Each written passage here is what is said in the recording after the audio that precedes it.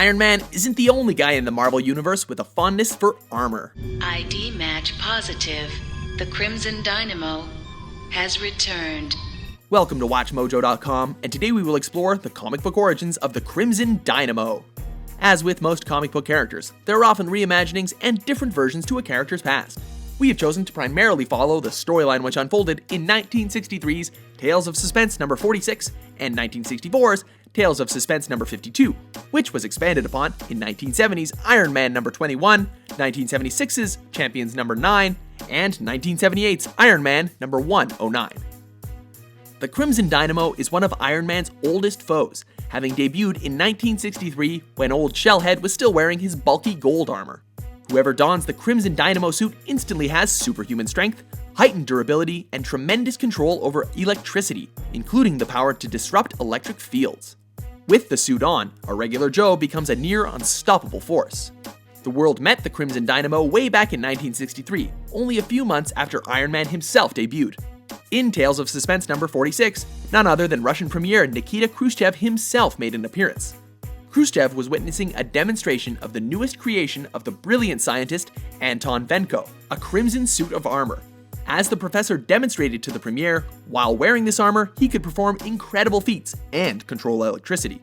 He was christened the Crimson Dynamo, a suitable name for the newest weapon of the Red Army. Khrushchev was paranoid about anyone who could pose a threat to him. So, he planned to dispose of Venko, but not before the professor completed an important mission.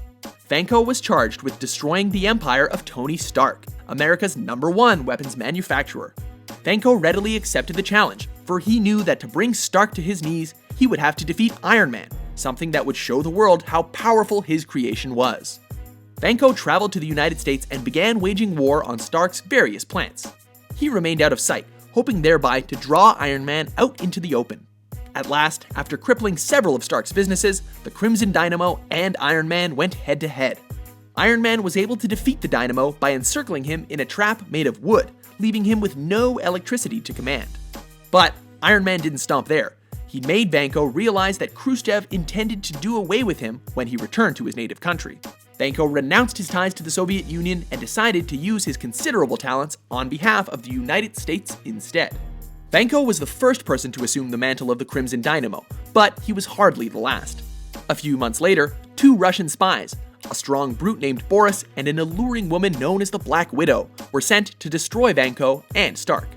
After capturing Venko, Boris put on the suit and fought Iron Man as the new Crimson Dynamo. He was eventually defeated when Venko used a new weapon on him, but at the cost of both of their lives. The Crimson Dynamo wasn't gone, however. In 1970, Alex Nevsky, a Soviet protege of Venko's, gained access to the armor and became the new Crimson Dynamo. A fourth man, Yuri Petrovich, took on the identity in a vain attempt to assassinate the Black Widow, who is now working for the United States as well.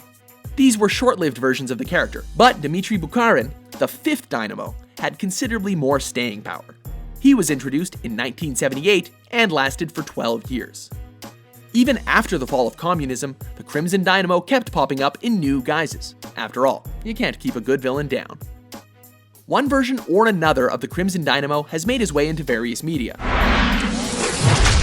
His armor-based powers make him a natural opponent for Iron Man on the screen.